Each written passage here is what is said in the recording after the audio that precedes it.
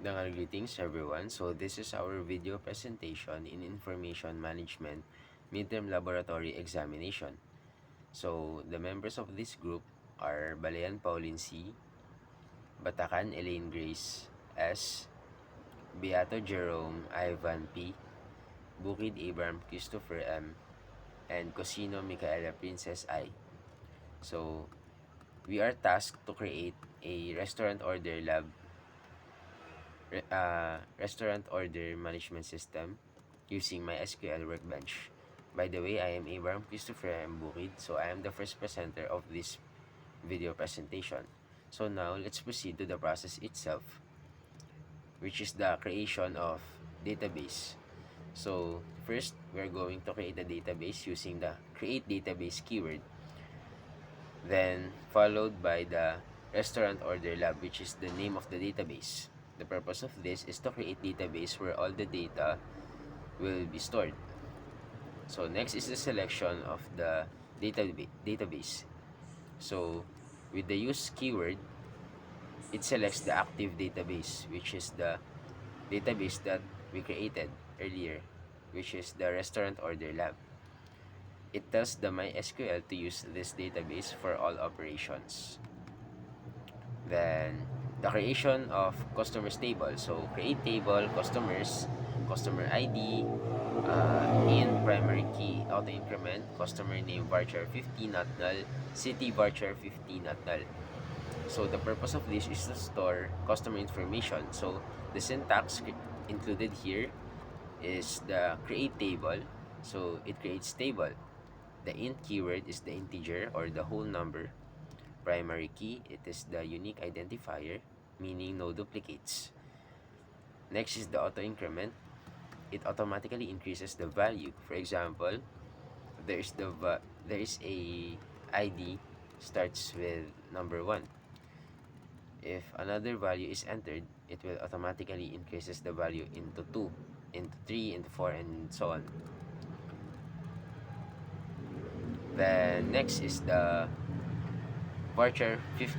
So the varchar is the text, then 50 is the limit. So meaning the text can up to 50 characters. Not null, meaning the field cannot be empty, so it requires value.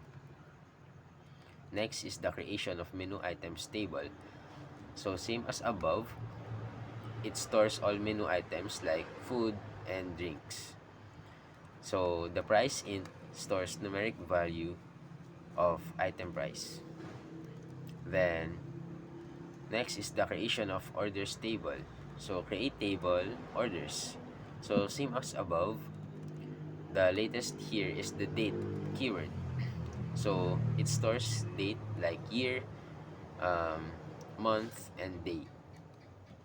Then the foreign key, it creates relationship between tables. Next is the references. It points to another table column. It points to another table's column. So the purpose of this are the records all to record all customer orders and links them to customers and menu items. Next is the insertion of data into customers. So the syntax is same. The name, the ID, the text, the value. So first is the insert into. So the insert into keyword is to insert data. The values keyword is the list of records. Then the text is the string values. Then the null, it lets the auto increment generate ID. So as you can see, there is an ID here, number 1. Then the following are null. Meaning, if the first ID is number 1, the following ID are 2, 3, 4, 5, so on. Next is the insertion of data into menu items. So same as above. So the numbers here, so no quotes needed, no quotation marks needed. So in strings, we must use the quotation marks. And the null, obviously, auto generates the ID. So the purpose of this is to add menu items available for ordering. Next is the insertion of data into orders. So same as above, the date format included here. The numbers are the ID and the quantity. Then null is to auto-generate order ID. For example, here is the order ID is 2001. The next order ID, if incremented, is 2002. Next is 2003, so on. Then it records customer orders including what they ordered, the quantity, and the date. So now let's move on to the next reporter. So, dangal greetings, Miss Sai. So, for my part, ako yung mag-explain ng operations para sa table 1, which is our customers table.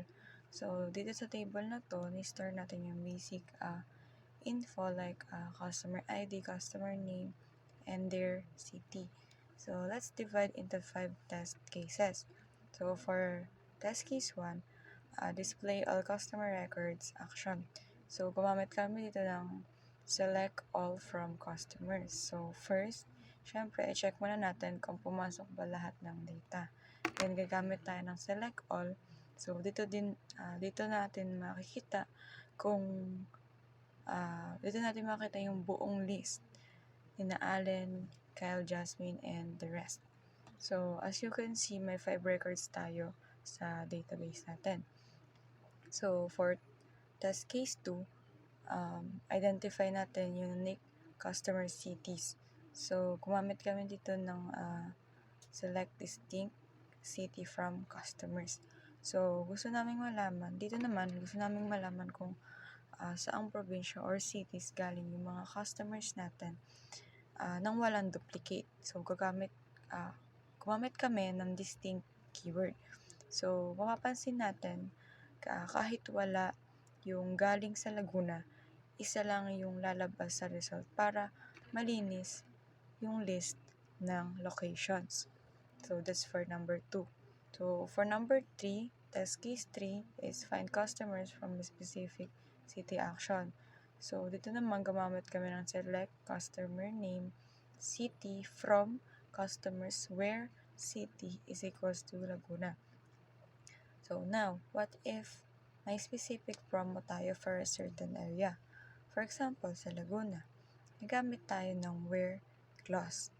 Dito, finilter namin yung data para ipakita lang sina Allen at Alex kasi sila lang yung taga Laguna. So, that's for number 3. Proceed for test case 4. So, dito naman, search customer names by pattern action. So, dito, gumamit kami ng select customer name from customers where customer name like wildcard. So, bakit a wildcard? So, ang symbol na percent, kung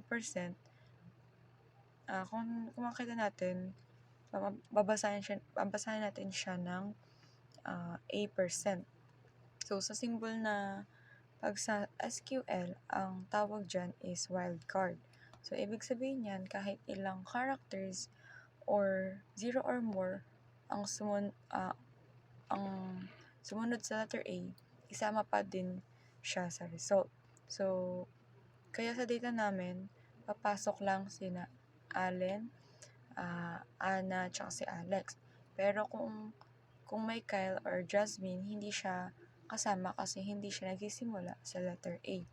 Para naman sa search functionality, ginamit namin yung like operator with a wildcard. So, ang logic namin dito is hanapin lahat ng names na nagsisimula sa letter A.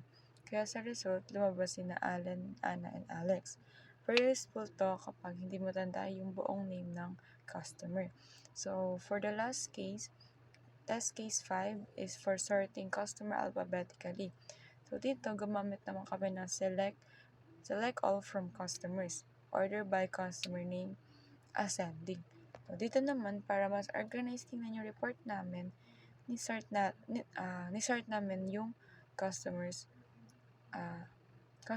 alphabetically. Ginamit namin yung order by and then ascending para from A to Z. Ngayon, mas madali na silang hanapin sa list. So, that's it for the customers table. Jungle greetings, Ma'am Sai. I'm Pauline Balayan and explain ko naman yung table 2 ng restaurant order lab. So, dito sa table 2, itong menu items natin, ito yung mga values niya.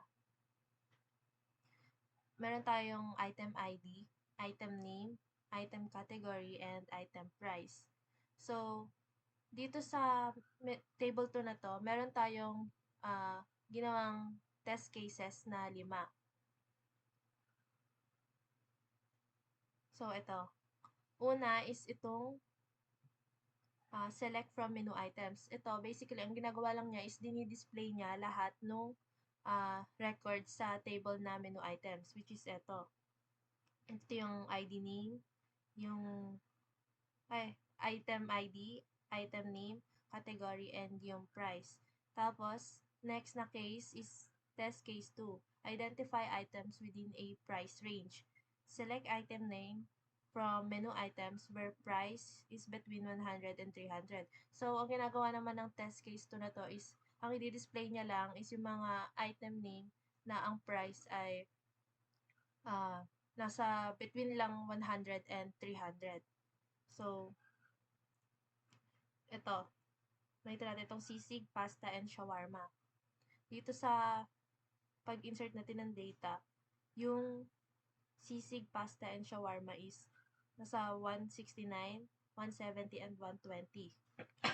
So, wala namang tayong price dito na nasa 200 or greater than, basta yun.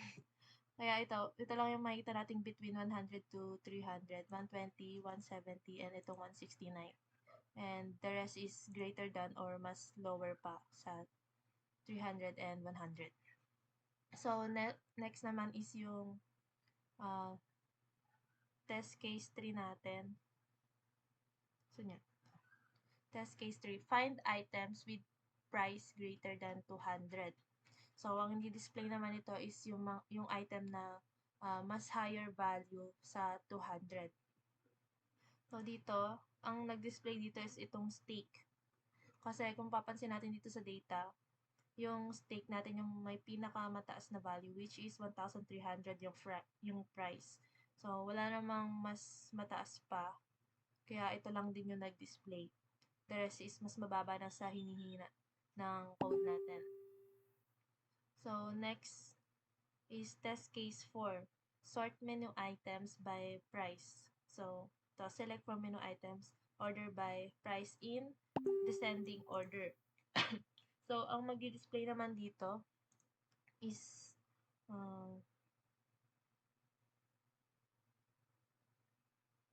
ito. So, kung papansin natin yung nag-display dito is nagbago yung order niya compared dito sa pag-insert natin ng values. So, ang una dito is itong may pinakamataas na price, which is yung steak, pababa hanggang Coke. So, ayun lang yung ginagawa ng order by in descending order. Dinidisplay niya mula mataas na value hanggang pababa. So, next case is yung test case number 4. So, na yun. Ito. Sort menu items by price. Test case 5 na pala.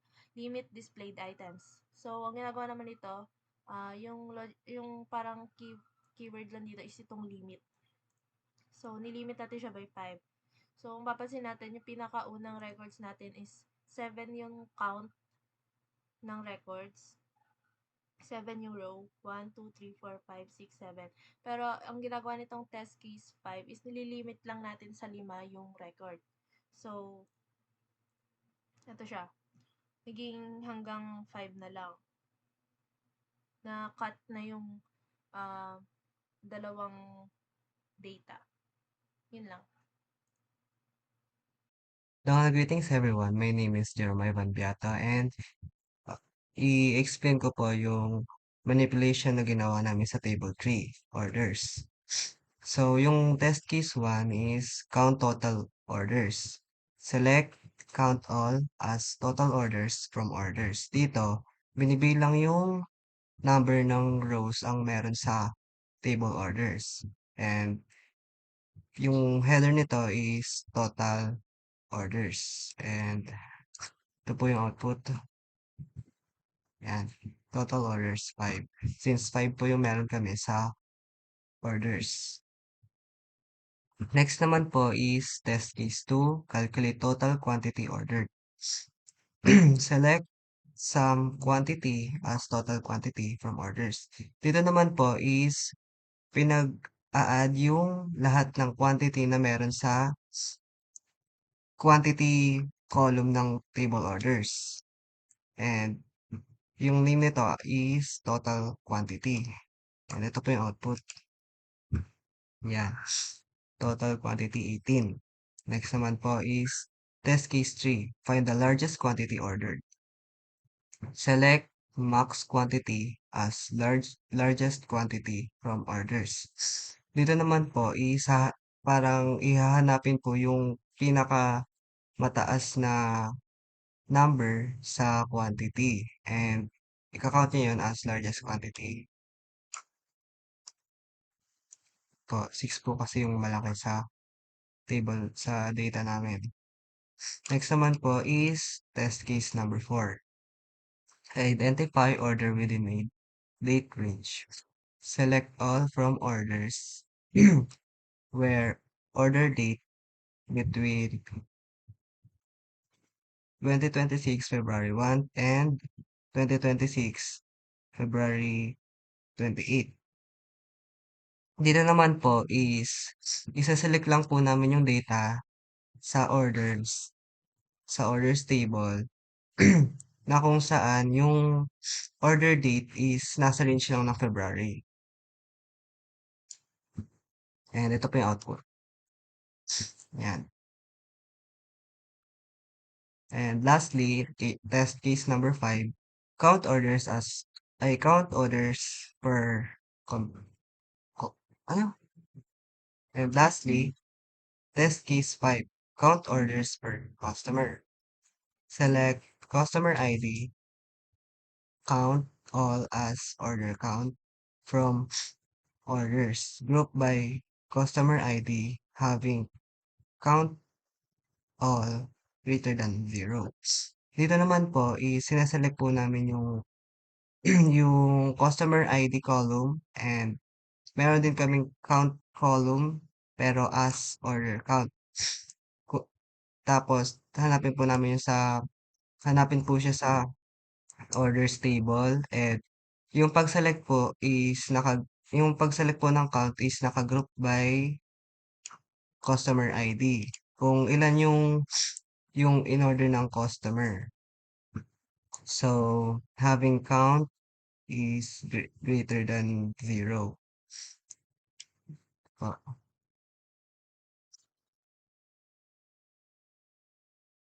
Dito po, yung si customer ID 2 is meron po siyang dalawang order na in-order sa restaurant. Greetings, I'm Micaela Princesa Cusina. So, ang explain ko ngayon is yung SQL code under the combined queries, which is yung table 4. Yung table 4, meron siyang 5 task case scenario. Then, each of these task case scenario is gumagamit ng union keyword. Yung union keyword, ginagamit siya to combine the results of 2 select statement into one output. So, kapag gumagamit tayo ng union keyword, automatic niya nire-remove yung duplicate. Then, yung both select statement, dapat meron silang same number of columns. Then, yung data types must be the same or compatible. Kapag magkaiba naman yung data types, pwede tayong gumamit ng cast keyword, which is convert yung, for example, yung number into text, date into text, or text into number para makombine natin yung dalawang table or dalawang data. So, for task case number 1, in this part, pinag-combine namin yung customer names and then yung item names. Yung customer names is sinelect namin from the customer table, and then yung item names naman sinelect namin from the menu table. So, the two results are combined using the union keyword. Ito. Which is ipapakita yung result niya as restaurant entities. So, this means na yung output niya will be a single list that includes yung customer names and then yung item names. So, makikita dito sa result number 16, yung lahat ng item ay lahat ng customer names and then lahat ng item names. Hanggang baba. So, lahat yan nandyan. Then, for task case number 2 naman, pinag-combine namin yung customer cities and then yung menu categories. So, in this query, sinelect namin yung city from the customer table again, and then yung category from the menu items table again. So, even though magkaiba yung table, pero parehas naman sila ng values which is text, madali na lang yung combination nila gamit yung union. So, yung result magiging in one column called unified list. Ito in this part. Unified list that contains the customer cities and menu categories sa result 17, which is Laguna, Manila, Batangas, Bukidnon. Then, yung para sa categories, yung rice, meals, snacks, and drinks. So, useful to kapag gusto natin malaman yung different types of related information in one simple list.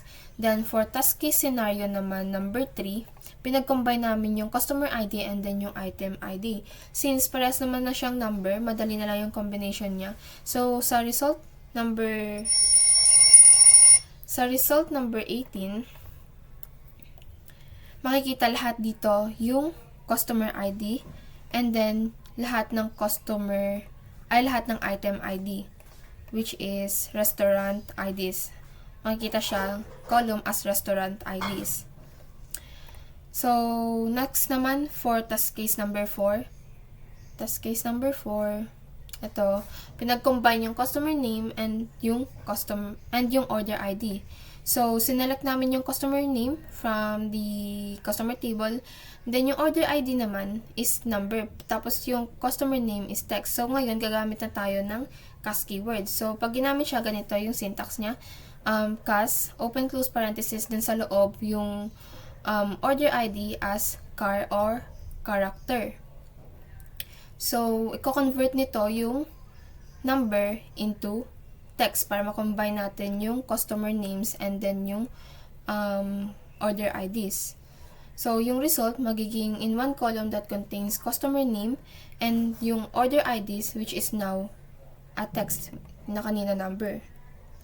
Ito. So, lahat ng customer name and lahat ng order ID 2012, lahat yan. Lastly, for task case number 5, pinag-combine natin yung cities and then yung order dates. So, dito magkaiba na naman yung data types. Yung cities, text siya. Yung order dates is gumagamit tayo ng date. So, ang mangyayari, gagamitin ulit natin yung CAS keyword, which is CAS, open close parenthesis, yung order date as car or character. Then, yung result, pag na-convert na siya, pwede nang ipag-combine yung result, magiging, makikita siya sa unified list as columns. Makikita yung combination lahat ng cities and order dates. So, sa result number 19, ito, unified list, lahat ng customer cities, tapos, yan, customer cities, tapos lahat ng dates. So, ulat yung sa result 16, yung test case number 1, eto, test case number 1, test case number 2 under the table 4, test case number 3, test case number 4, and test case number 5. So, to conclude, yung project demonstration, pinapakita niya kung paano yung SQL ginagamit in a real-world restaurant system. to efficiently organize and i-manage yung mga essential operations such as yung pag-handle ng customer information, menu items, and yung order transaction. Though the use of different queries, the system can quickly generate useful insights like yung total sales activity, frequently ordered items, and yung customer locations, and even yung order trends over time. So, yung features like filtering, sorting, grouping, and aggregate function then is nire-reflect how business analyze their data to improve efficiency, monitor performance, and better understand the customer behavior. So, additionally, combining the data from different tables shows how information can be unified para makapag-create ng more meaningful reports. So, overall, yung project, hina-highlight niya kung paano yung SQL Server is powerful and practical tool para sa mga real businesses, helping the streamline ng operations ng isang business, i-support yung mga data-driven decision, and i-improve yung overall service quality. So that's all. That's conclude our presentation. Thank you.